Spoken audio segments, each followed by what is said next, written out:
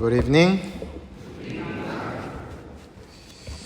In Leviticus 13 today we'll learn about leprosy and the laws around it.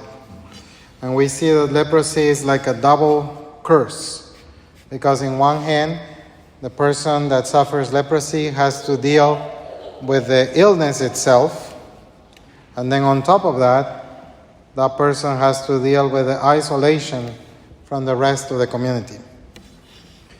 Then if we move to the Gospel of Mark, we hear of that healed leper that gets Jesus in trouble, because Jesus asked him specifically to be discreet about this healing, only doing the bare minimum of showing himself to the priests as it is prescribed in the law of Moses. This act would restore this man to the community, to re-enter society.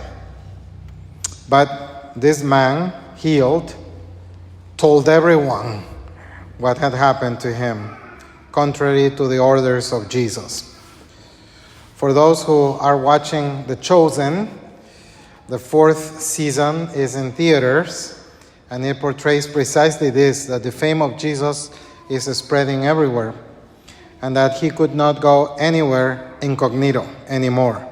The tension is rising between him, his movement, and the Jewish authorities and the Romans. Spoiler alert. The image of leprosy portrayed in this weekend's readings make me think of wounds and boundaries. Wounds and boundaries.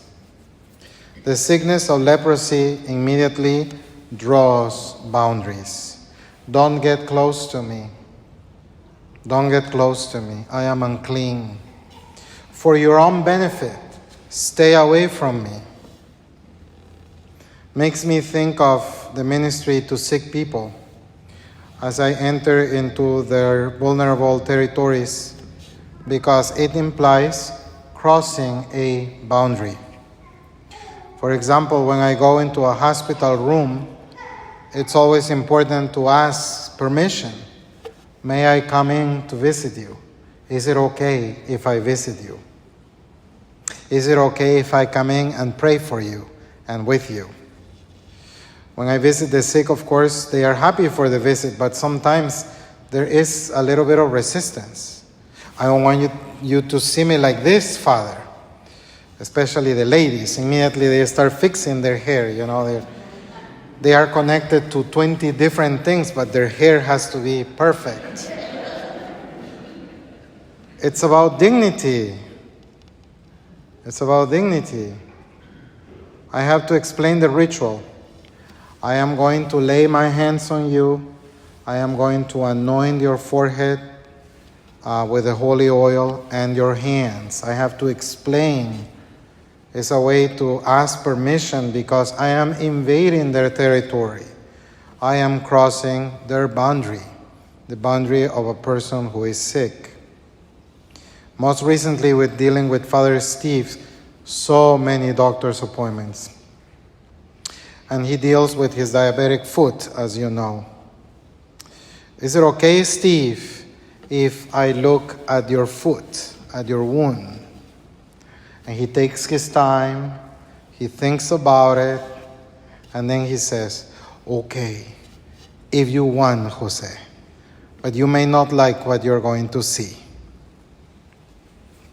So there is no doubt that our woundedness creates boundaries. It's natural.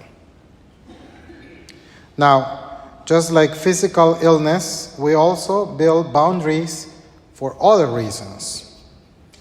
Maybe our past experiences, maybe experiences of abuse, maybe a cycle of violence in the past.